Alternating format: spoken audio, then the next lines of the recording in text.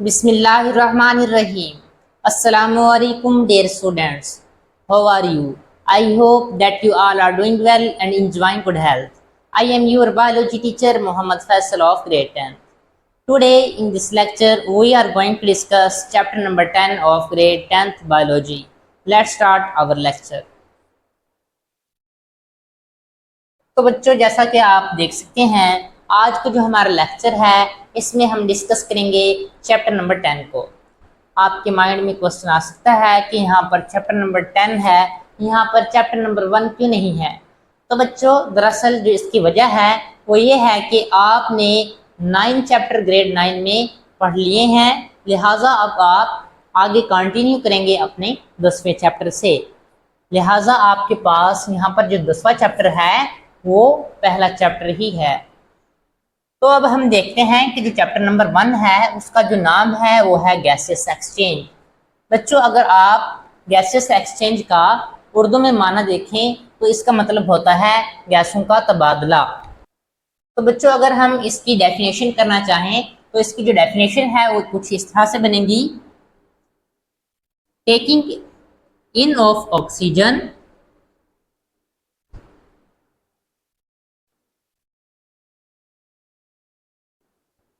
and giving out of carbon dioxide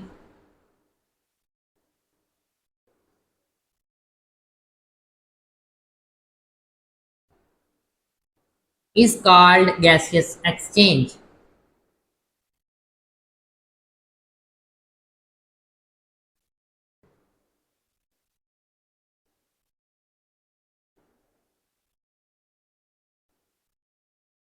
बच्चों मैंने आपके सामने गैसियस एक्सचेंज की जो डेफिनेशन लिखी है उसमें मेन 2 चीज़ें हैं। फर्स्ट नंबर पर टेकिंग इन ऑफ ऑक्सीजन यानी कि ऑक्सीजन का हासिल करना। सेकंड नंबर पर है and giving out of carbon dioxide, carbon dioxide का रिलीज आउट करना गैसियस एक्सचेंज कहलाता है। बच्चों गैसियस एक्सचेंज में 2 मेन चीज़ें हैं, किसी भी लिविंग ऑर्गेनिज्म का ऑक्सीजन को हासिल करना और कार्बन डाइऑक्साइड को बॉडी से रिलीज आउट कर देना गैसियस एक्सचेंज का प्रोसेस कहलाता है। फॉर एग्जांपल हमारे पास ये एक ह्यूमन है,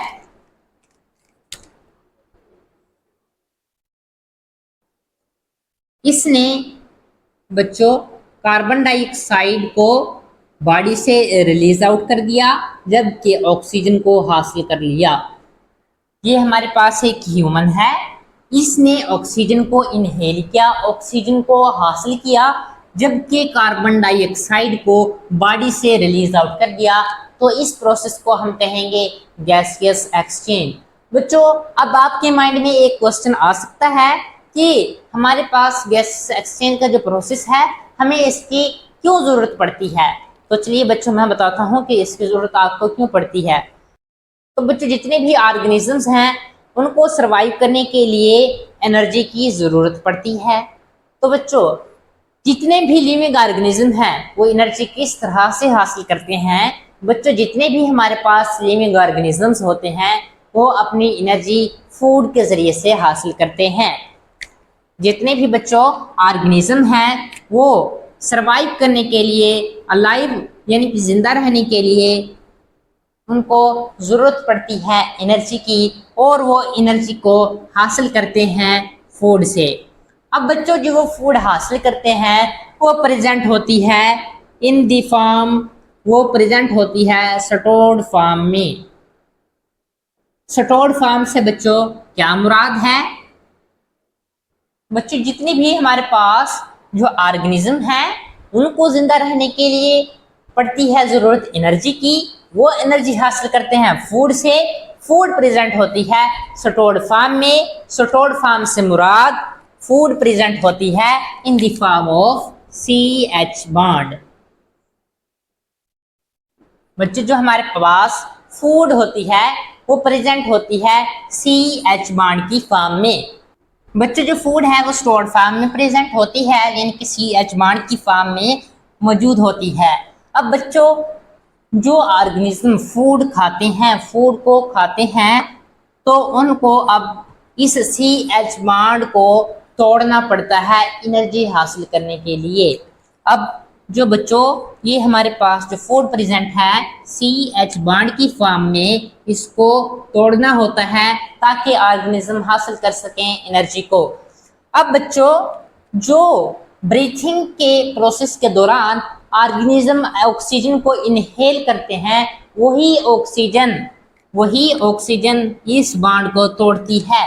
और जब हमारे पास इसका रिएक्शन होता है तो कुछ इस तरह से होता है। फॉर एग्जाम्पल हमारे पास ये एक सेल है बॉडी का, कोई भी सेल हो सकता है बच्चों। ये हमारे पास लेट्स सपोज एक बॉडी का सेल है और इसमें फूड प्रेजेंट है स्टोर्ड फॉर्म में, यानी कि CH बॉन्ड की फॉर्म में, ग्लूकोज की फॉर्म में हमारे पास फूड प्रेजेंट है C6H12O6।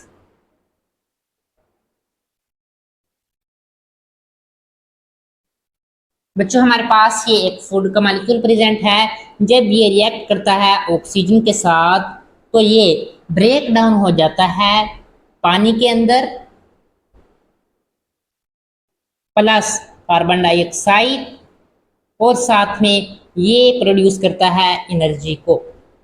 और फिर उस एनर्जी से ऑर्गेनिज्म बनाते हैं ATP का मॉलिक्यूल, और वो ATP का मॉलिक्यूल फिर ऑर्गेनिज्म को प्रोवाइड करता है एनर्जी, और वो एनर्जी फिर ऑर्गेनिज्म यूटिलाइज करता है अपनी डिफरेंट फिजिकल एक्टिविटीज में।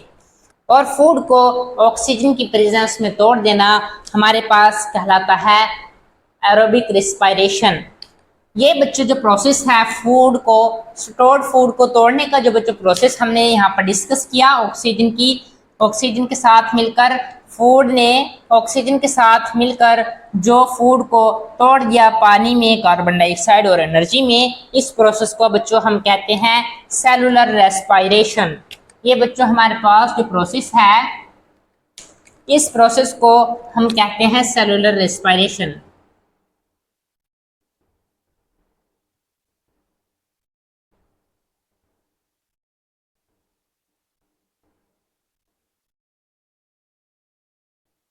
ये प्रोसेस स्टोर्ड फूड को ऑक्सीजन की मौजूदगी में तोड़ देना बच्चों हमारे पास सेलुलर रेस्पायरेशन है।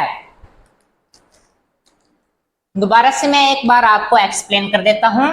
सबसे पहले बच्चों हमारे पास गैसियस एक्सचेंज है। गैसियस एक्सचेंज की हम डेफिनेशन कर सकते हैं, taking in of oxygen and giving out of carbon dioxide is called gaseous exchange. बच्चों हमें गैसियस एक्सचेंज की जरूरत क्यों पड़ती है? बच्चों जैसा कि आप जानते हैं कि जितने भी ऑर्गेनिज्म हैं उनको सरवाइव करने के लिए एनर्जी की जरूरत पड़ती है, और वो एनर्जी हासिल करते हैं अपनी फूड के जरिए से। अब बच्चों जो ऑर्गेनिज्म होते हैं जब वो फूड को खाते हैं तो वो फूड प्रेजेंट होती है स्टोर्ड फॉर्म में, यानी कि CH बॉन्ड की फॉर्म में मौजूद होती है। अब बच्चों इस CH बॉन्ड को अगर हम तोड़ेंगे तो ही हमें एनर्जी हासिल होगी। अब इस CH बॉन्ड को तोड़ने के लिए हमें जरूरत पड़ती है ऑक्सीजन की, और वो ऑक्सीजन हम कहाँ से हासिल करते हैं? ब्रीथिंग के दौरान बच्चों जो हम ऑक्सीजन को इनहेल करते हैं वही ऑक्सीजन इस CH बॉन्ड को तोड़ती है और हमारे पास एनर्जी प्रोड्यूस होती है, और फिर इस एनर्जी से ऑर्गेनिज्म ATP सिंथेसाइज करते हैं, और उस ATP से फिर वो एनर्जी हासिल करते हैं और अपनी डिफरेंट फिजिकल एक्टिविटीज को परफॉर्म करते हैं, और ये सारा प्रोसेस कहलाता है सेलुलर रेस्पायरेशन। अगर हम सेलुलर रेस्पायरेशन की डेफिनेशन करना चाहें तो हम कुछ इस तरह से करेंगे, taking in of oxygen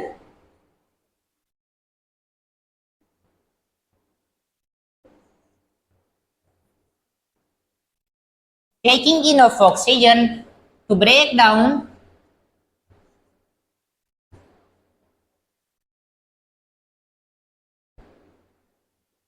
CH bonds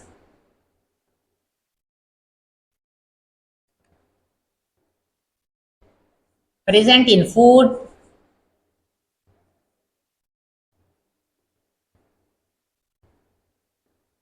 to get energy।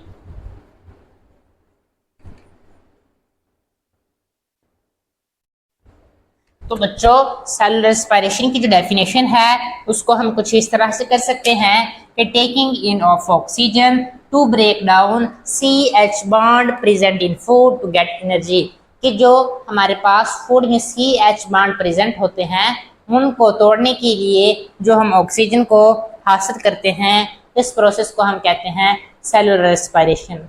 बच्चों अब आप देख सकते हैं कि सेलुलर रेस्पिरेशन और गैसेस एक्सचेंज को हमने डिस्कस किया है। नेक्स्ट हम डिस्कस करते हैं कि ब्रीथिंग क्या होता है और सेलुलर रेस्पिरेशन क्या होता है। नेक्स्ट हमारे पास जो बच्चों डेफिनेशन है वो है ब्रीथिंग की।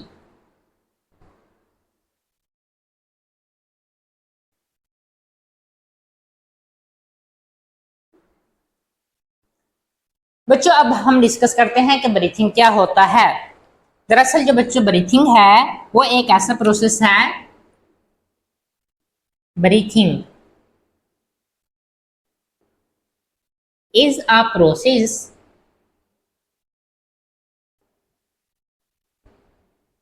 in which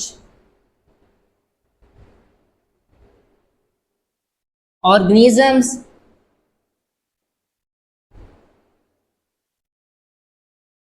get air in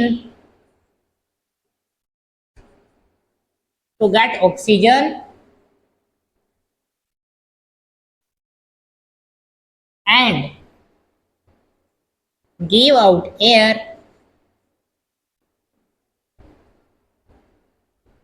to get rid of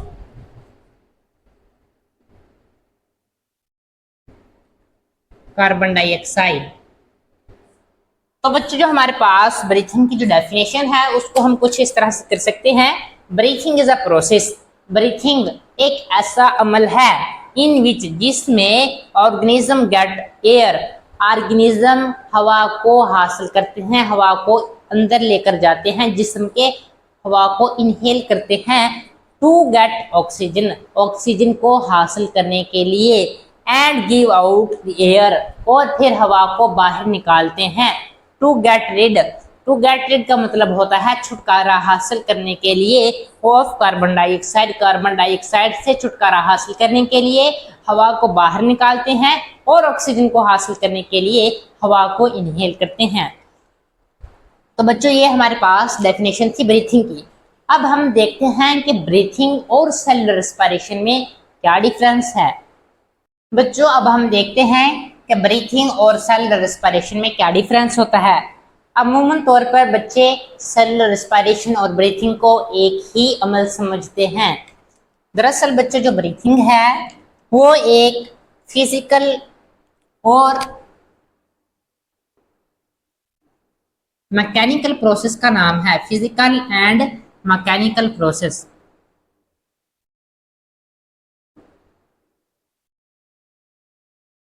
जबकि बच्चों जो सेलुलर रेस्पिरेशन है वो एक मैकेनिकल और बायोकेमिकल प्रोसेस का नाम है।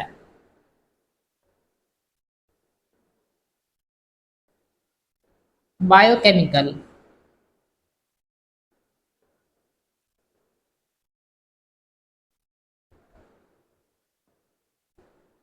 बच्चों जो ब्रीथिंग है वो सिर्फ एक मूवमेंट का नाम है,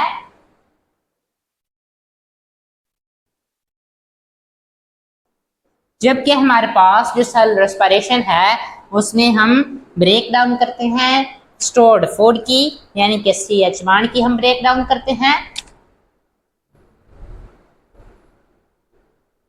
फूड की हम करते हैं ब्रेक डाउन, जिससे हम हासिल करते हैं एनर्जी, और साथ में हम कार्बन डाइऑक्साइड को रिलीज कर देते हैं बॉडी से। तो ये दो पॉइंट थे। ये एक बहुत ही अहम शॉर्ट क्वेश्चन है, आपसे पूछा जा सकता है इम्तिहान में कि ब्रीथिंग और सेलुलर रेस्पिरेशन में डिफरेंस लिखें, तो आप लिखेंगे ब्रीथिंग एक मैकेनिकल और फिजिकल प्रोसेस है, जबकि हमारे पास सेलुलर रेस्पिरेशन एक बायोकेमिकल और मैकेनिकल प्रोसेस है। और हम सेलुलर रेस्पिरेशन में फूड की ब्रेक डाउन करते हैं बाय यूजिंग ऑक्सीजन और कार्बन डाइऑक्साइड को रिलीज करते हैं, जबकि हमारे पास ब्रीथिंग है वो सिंपल एक मूवमेंट है जिसके जरिए से हवा हमारे फेफड़ों तक जाती है। बच्चे जो ब्रीथिंग का प्रोसेस है उसमें जो ऑर्गेनिजम्स होते हैं वो ऑक्सीजन को इनहेल करते हैं, जबकि कार्बन डाइऑक्साइड को बॉडी से रिलीज करते हैं। अब बच्चों, जो हमारे पास ब्रीथिंग का जो प्रोसेस होता है, उसमें ऑक्सीजन किस तरह से हमारी बॉडी के अंदर इंटर होती है। बच्चों, जो हमारे बॉडी के अंदर जो लंग्स होते हैं वो एक्सपेंड होते हैं और ऑक्सीजन को बॉडी के अंदर इनहेल करते हैं। बच्चों, अब हमारे पास जो लंग्स है वो एक्सपैंड क्यों होते हैं और एयर अंदर क्यों आती है, यही जो हमारे पास प्रोसेस है, इस प्रोसेस को हम कहते हैं ब्रीथिंग। और ये एक मूवमेंट होती है, हवा अंदर आती है, फेफड़े एक्सपैंड होते हैं और हमारे पास जो कार्बन डाइऑक्साइड है वो फिर बॉडी से रिलीज आउट हो जाती है। तो बच्चों, आज के इस लेक्चर में हमने पढ़ा है कि हमारे पास गैसेस एक्सचेंज क्या प्रोसेस होता है, हमारे पास सेलुलर रेस्पिरेशन क्या होता है, ब्रीथिंग कौन सा अमल होता है, सेलुलर रेस्पिरेशन और ब्रीथिंग में क्या डिफरेंस है। इस नेक्स्ट वीडियो में हम डिस्कस करेंगे गैसियस एक्सचेंज इन प्लांट्स। अगर आपको ये वीडियो पसंद आई तो चैनल को सब्सक्राइब करें और वीडियो को लाइक करें। Thank you. अल्लाह हाफिज़।